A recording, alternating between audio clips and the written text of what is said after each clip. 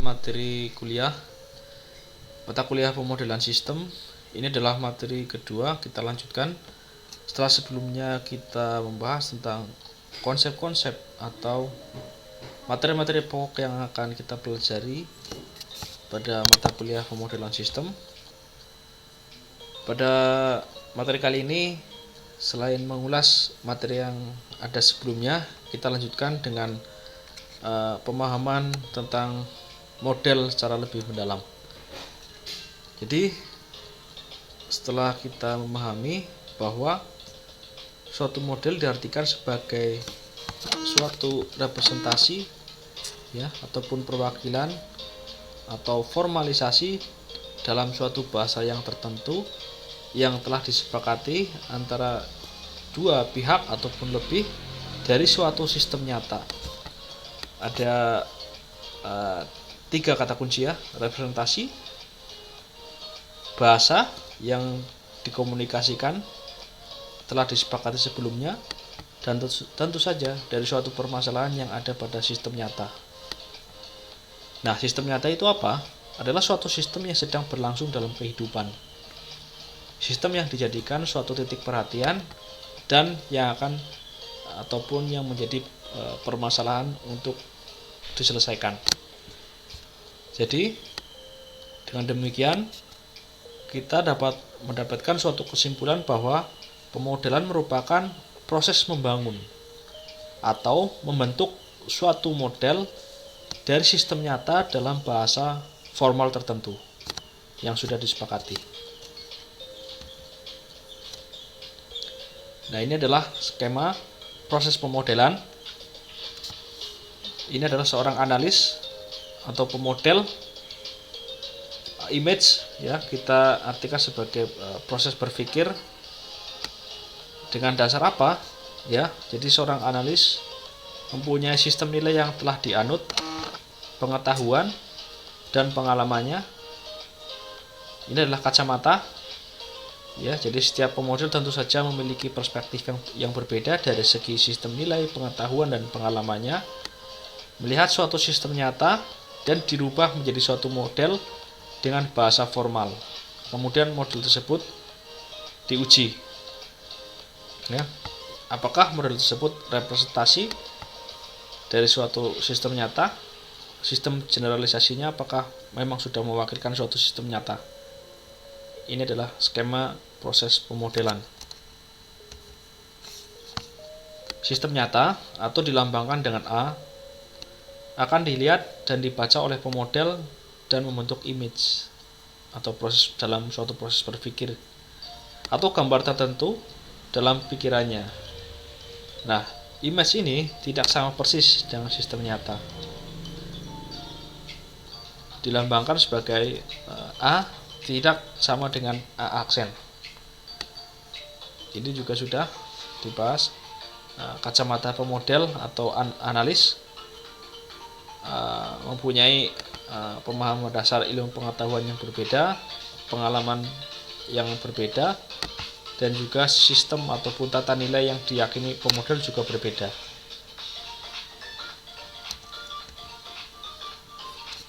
Model, image atau citra itu adalah suatu model yang disebut sebagai model mental. Ya, ini adalah proses berpikir tadi ya. Model tidak mudah untuk dikomunikasikan. Jadi dibutuhkan suatu bahasa komunikasi oleh dua pihak atau lebih yang tentu saja sudah disepakati bersama. Alat komunikasi ini umumnya berbentuk bahasa tertulis, contohnya dalam bentuk simbol, huruf, grafik, angka, gambar, dan sebagainya. Nah, tujuan dari model adalah membantu analis atau si pemodel atau pemangku kepentingan dalam suatu proses pengambilan keputusan untuk memecahkan suatu masalah yang sederhana ataupun kompleks dalam bidang manajemen ya, dengan memperhatikan beberapa bagian atau beberapa ciri utama daripada memperhatikan semua detail sistem nyata. Jadi diwakilkan dalam suatu model, direpresentasikan dalam suatu model. Toha 1990 ini juga masih pengertian ya. Penampilan elemen-elemen terpenting dari persoalan sistem nyata, ya kurang lebih sama ya. Ini juga Gordon ini mengambilkan sebagai suatu kerangka utama informasi tentang sistem yang dikumpulkan. Nah, kenapa dilakukan suatu model? Karena jika kita melihat sistem secara keseluruhan, adanya suatu kompleksitas yang tinggi, maka harus ada suatu generalisasi untuk meminimalkan suatu variabel yang kompleks tersebut. Hal ini tentu saja berkaitan dengan biaya yang mahal dan ketidakpraktisan. Model merupakan representasi yang ideal dari suatu sistem untuk menjelaskan perilaku sistem. Representasi ideal berarti hanya menampilkan elemen-elemen yang terpenting saja dari suatu persoalan, sehingga dapat dilakukan eksperimen dari suatu sistem yang rumit. Ya, jadi dimungkinkan untuk dilakukannya suatu eksperimen. Kriteria model yang baik atau buruk dapat diukur dengan pertanyaan: apakah model tersebut mengandung semua variabel yang relevan? Apakah ia cukup sederhana, baik secara struktur atau hubungan-hubungan yang ada antar variabelnya? Dan selain itu, model bermanfaat bila memiliki beberapa faktor. Yang pertama adalah model memudahkan pengertian tentang sistem yang diwakilinya. Tentu saja demikian ya. Jangan sampai kita membuat suatu model dari suatu sistem nyata, hal tersebut susah untuk dipahami. Pengetahuan tentang alternatif keputusan yang dapat diambil dan hasil keputusan itu makin banyak. Nah, kita lihat jenis-jenis model berdasarkan teori keputusan. Yang pertama adalah model matematik. Diartikan sebagai model yang mewakili sebuah sistem secara simbol matematik dalam bentuk rumus dan nilai-nilai atau besaran-besaran. Yang kedua, model informasi, yaitu model yang mewakili sebuah sistem dalam wujud grafik atau tabel.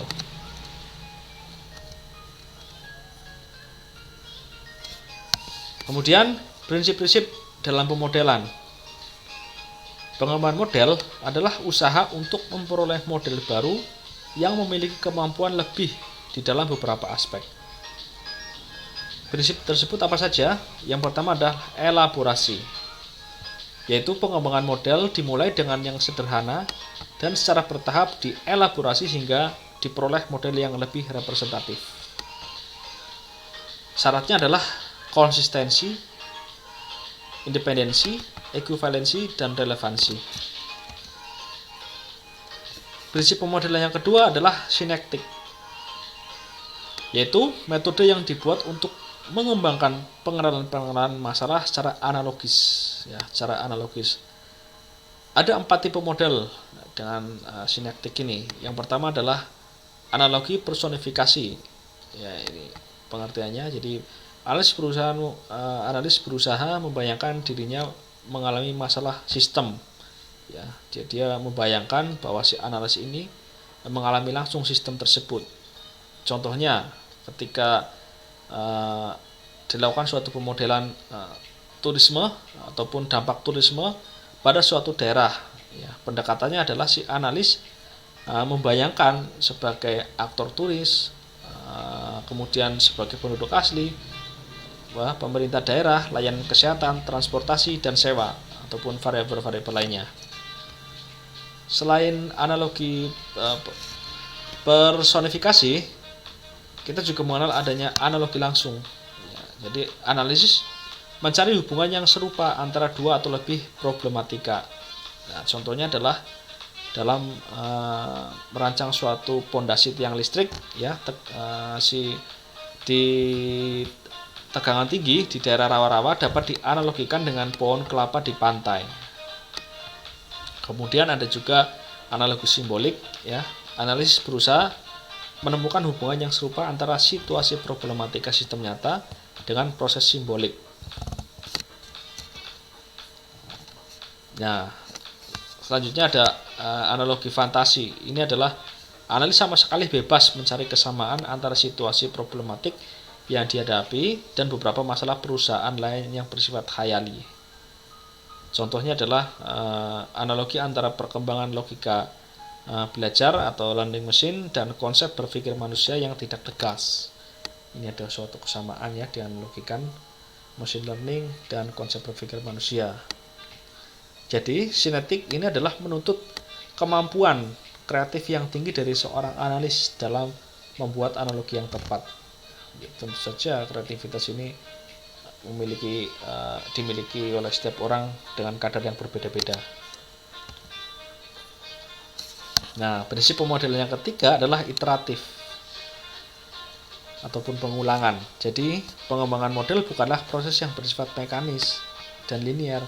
Oleh karena itu, dalam pengembangannya mungkin saja dilakukan pengulangan atau peninjauan-peninjauan kembali.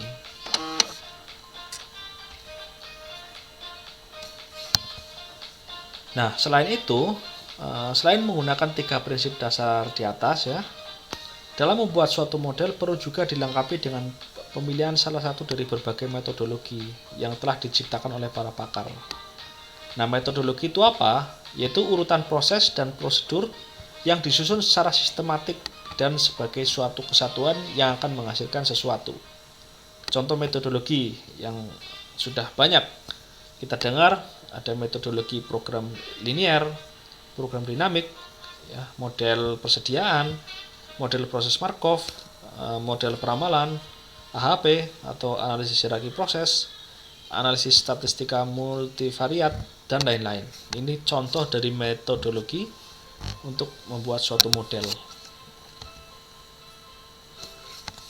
Nah, selanjutnya kita membahas tentang klasifikasi model itu ada apa saja.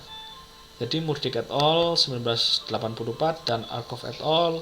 62 ya mengklasifikasikan model berdasarkan beberapa kelas ya. Saya tidak mencantumkan semua kelas, tapi saya mencoba untuk memberikan beberapa contoh. Misalkan dilihat dari kelas fungsinya, ada kita kenal sebagai model deskriptif. Model deskriptif itu apa? Yaitu hanya memberikan sebuah gambaran dari sistem nyata, tidak meramal atau memberikan rekomendasi. Contohnya adalah model struktur organisasi, kemudian diagram tata letak pabrik, ataupun foto sinar X paru-paru pasien. Dari kelas fungsi yang pertama, kemudian ada model prediktif ya, yaitu menyatakan bila ini terjadi maka kejadian itu akan menyusul. Misalkan ada suatu model matematik ya, jadi dilihat jadi ST AS T-1 ditambah 1 min A dikali S T-2. Ini adalah menyatakan bahwa penjualan yang diramalkan atau ST ini untuk periode T tergantung pada penjualan untuk periode-periode sebelumnya. Itu AS T-1 plus 1 min A kali S T-2 ya, jadi adanya suatu prediktif ya atau peramalan. Kemudian jenis model yang ketiga dari kelas fungsi adalah model normatif, yaitu memberikan jawaban terbaik dari alternatif yang ada terhadap suatu masalah. Contohnya adalah model simplex dalam program linear ataupun model bauran pemasaran atau mix marketing ya. Nah, dari kelas struktur kita lihat ada beberapa jenis model. Yang pertama misalkan ada model ikonis ya, diartikan mempertahankan sebagian dari sifat-sifat fisik dari hal-hal yang diwakili ya. Ada sifat fisik dari suatu sistem nyata yang diwakili. Contohnya adalah maket 3 dimensi tata letak pabrik ya. Contoh maket. Kemudian ada juga model miniatur mobil masa depan ya. Jadi contoh-contoh ini masuk dalam model ikonis ya dari kelas struktur. Kemudian ada juga model analog ya, model yang terdapat substitusi komponen atau proses guna menunjukkan persamaan dari apa yang akan dibentuk oleh modelnya. Contohnya misalkan mempelajari sistem peredaran darah dengan cara membuat selang-selang yang menyerupainya. Sistem kerjanya dibuat sama dengan sistem peredaran darah. Ataupun pemodelan gelombang pantul udara yang dianalogikan dengan gelombang permukaan air. Dari kelas struktur kita juga mengenal adanya model simbolik. Model simbolik itu apa? Yaitu model yang menggunakan berbagai simbol untuk menerangkan aspek-aspek dunia nyata yang direpresentasikan dalam model. Keterbatasan model simbolik ini bahwa hasilnya mungkin tidak mudah diinterpretasikan ya. Kesulitan dalam hal komunikasi, contohnya ini ada suatu model ya, TC sama dengan PC ditambah CC ditambah IC ya, jadi menyatakan sebuah simbol bahwa TC adalah total persediaan didapatkan dengan biaya pembelian ataupun PC ditambah dengan biaya pengadaan CC ditambah dengan biaya barang. Ini adalah contoh model simbolik dalam kelas struktur. Nah, yang ketiga adanya klasifikasi model dari kelas acuan waktu. Kita lihat ada model statik dan model dinamik. Model statik tidak mempersoalkan perubahan-perubahan waktu. Contohnya ya, struktur organisasi. Ini tidak mempersoalkan waktu. Kemudian model matematik dari E P1 kali S1 di mana E atau laba yang diharapkan sama dengan probabilitas keuntungan produk pertama dikali dengan keuntungannya S1. Nah, yang kedua adalah model dinamik. Merupakan perubahan setiap saat akibat aktivitas-aktivitasnya. Jadi waktu berpengaruh ya di sini ya. Contohnya adalah model pertumbuhan populasi. Selanjutnya pengenalan masalah sistem. Ada dua kata kunci, kreativitas dan masalah sistem. Bagaimana seorang analis menggunakan kreativitas yang dimilikinya untuk menemukan suatu masalah dalam sistem. Jadi kreativitas ini berkaitan dengan tersedianya informasi, kemudian konsep, pengetahuan yang sangat terbatas, atau secara parsial dalam menangani suatu realita tertentu. Jadi kreativitas ini juga harus diasah ya bagi seorang pemodel atau analis. Permasalahan apapun yang dihadapi, pemecahannya menuntut pendekatan yang sistematik, di mana tiap langkah syarat dengan banyak kreativitas ya, modal kreativitas ini membuat suatu model ya, atau menemukan suatu masalah. Nah, salah satu acuan yang sering dipergunakan adalah pendekatan dengan dasar pemikiran sebab akibat. Dapat dibagi ke dalam 5 langkah. Kita melihat dari pendefinisian masalahnya, kemudian spesifikasi, melihat secara lebih dalam permasalahannya. Yang selanjutnya adalah yang menjadi penyebab-penyebab masalah tersebut yang mungkin, kemudian mencari penyebab yang paling mungkin dari sekian banyak kemungkinan penyebab persoalan tersebut, dan yang kelima adalah menguji kebenaran atau verifikasi. Kemudian kita lihat antara gejala dan masalah. Gejala adalah kondisi yang memberikan tanda timbulnya suatu masalah. Observasi dan latar belakang keilmuan bertindak sebagai pemberi tanda ini di dalam proses pemodelan. Gejala menduduki posisi kritis dalam proses mengenali suatu situasi yang membutuhkan keputusan. Jadi seringkali gejala itu diartikan sebagai suatu masalah. Itu adalah pemahaman yang keliru. Jadi gejala itu adalah kondisi kritis sebelum terjadinya suatu masalah. Misalkan contohnya adalah peningkatan biaya produksi secara terus-menerus, itu adanya terjadi suatu gejala dalam hal produktivitas. Nah, setelah disadari adanya permasalahan, maka tibalah bagi analis mengidentifikasi masalah pokok faktor penyebabnya. Selanjutnya masalah sistem. Ada banyak cara untuk mendefinisikan masalah. Contohnya adalah berdasarkan gap ataupun perbedaan ya. Jadi jika terdapat perbedaan antara apa yang seharusnya apa yang seharusnya ada dan apa yang ada dalam kenyataannya. Kemudian perbedaan antara harapan dan kenyataan itu juga diartikan suatu masalah. Kemudian perbedaan antara apa yang diperlukan dan apa yang tersedia, ini juga adanya gap. Kemudian masalah diartikan juga sebagai suatu kesukaran atau kesulitan. Dapat berupa hal ketiadaan sarana, kemudian dalam hal mengidentifikasikan sifat suatu objek, dalam hal menerangkan suatu kejadian yang tidak diduga sebelumnya. Itu adalah contoh masalah juga ya, diartikan sebagai suatu kesulitan. Nah, berikutnya adalah penyebab kemerosotan. Ini juga menjadi tanda-tanda adanya masalah, yaitu variabel bebas menyebabkan persoalan suatu sistem tidak sesuai dengan sasaran yang telah ditetapkan.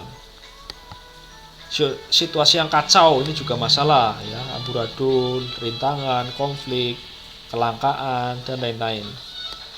Teka-teki yang harus dipecahkan ini juga masalah ya. Hal ini terjadi karena sifat masalah yang abstrak, kabur atau samar dan memerlukan kejelian untuk merumuskannya. Jadi, pemodelan ini diharapkan dapat memecahkan masalah-masalah ya, dengan cara memberikan solusi atau dengan kata lain dapat menutup atau setidaknya memperkecil kesenjangan yang ada. Masalah umumnya sangat kompleks, sebab itu tidak mungkin seluruh masalah diteliti dan dicari jawabannya seketika dengan sekali pemodelan. Oleh sebab itu, perlu dibatasi permasalahannya. Selanjutnya, segala sesuatu yang berkaitan dengan masalah perlu untuk dipertimbangkan. Yang tidak relevan dibuang ya, agar pemodelan tidak mubazir nantinya.